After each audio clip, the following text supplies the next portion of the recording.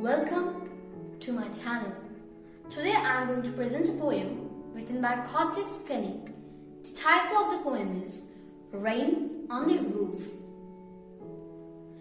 When the humid shadows hover over all the starry spheres, and the melancholy darkness gently weeps in rainy tears, what a bliss to press the pillow of a cottage chamber bed and lie listening to the soft rain overhead.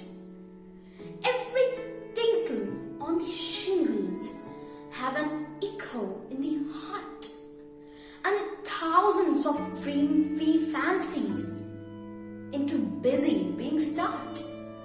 1,000 of recollection weave their ear threads into woof as I listen to the patter of the rain upon the roof. Now in my memory comes my mother, as she used in years along to regard the darling dreamers, or she left them till they down. Oh, I feel her fount look on me as I list this refrain, which is played upon the shingles by the patter of the rain. Thanks for watching.